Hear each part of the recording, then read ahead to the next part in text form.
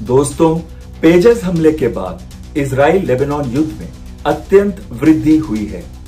ऐसा क्यों?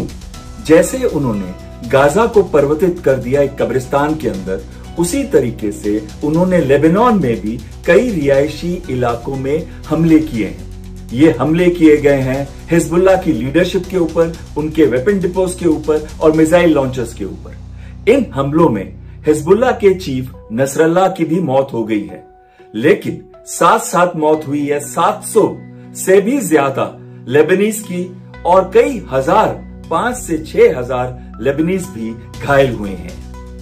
हिजबुल्लाह के लीडर्स को मारना और उनके वेपन डिपोज को खत्म करना ये तो बिल्कुल सही है, लेकिन इतने सारे लेबनीज सिविलियंस और उनके बच्चों को हताहत करना, शायद ये तरीका जो इजराइल अपना रहा है वो सही नहीं है।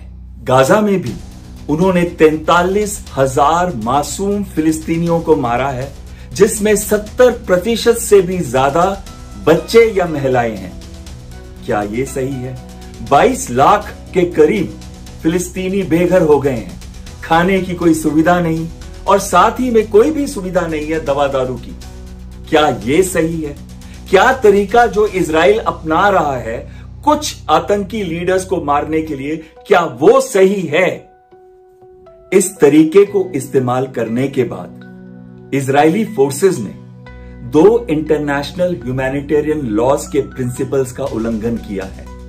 सबसे पहला प्रिंसिपल है प्रिंसिपल ऑफ डिस्क्रिमिनेशन, यानी कि आतंकी संगठन और मासूम लोगों में फर्क रखा जाए जब आप हमला करें। और दूसरा है प्रिंसिपल ऑफ प्रोपोर्शनैलिटी, यानी कि मच्छर को मारने के लिए एटम बॉम्ब का इस्तेमाल ना करें। इसी वजह से इंटरनेशनल कोर्ट ऑफ जस्टिस ने इजरायली प्राइम मिनिस्टर नेतन्याहू के खिलाफ अरेस्ट वारंट की मांग की है और साथ साथ में यूएन जनरल असेंबली ने भी यह कहा है कि इस युद्ध को शीघ्र बंद किया जाए और जो इजराइल की इलीगल ऑक्यूपेशन है वहां से हटाई जाए।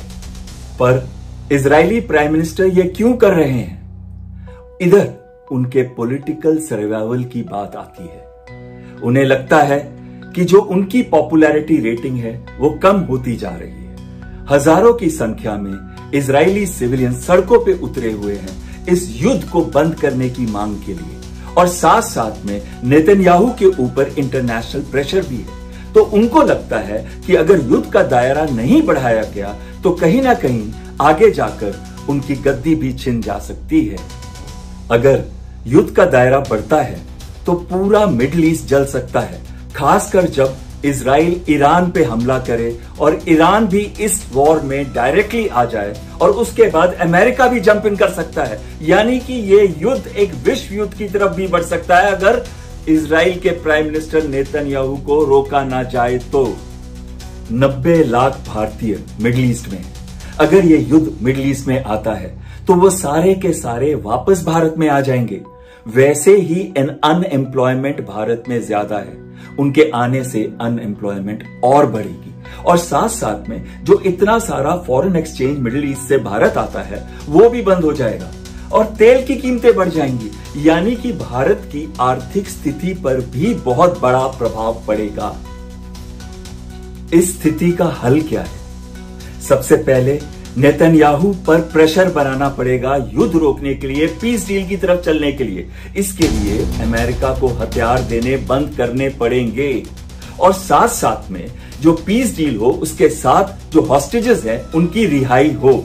और तीसरी और बहुत अहम चीज है कि परमानेंट सॉल्यूशन के लिए फिलिस्तीनियों के होमलैंड की तरफ बढ़ना पड़ेगा, यानी कि एक 2 स्टेट सॉल्यूशन हो। इसके लिए जरूरी है कि विश्व के लीडर्स और भारत नेतन्याहू को समझाएं और एक पीस डील की तरफ आगे बढ़ें। आपका दिन शुभ हो। जय हिंद, जय भारत।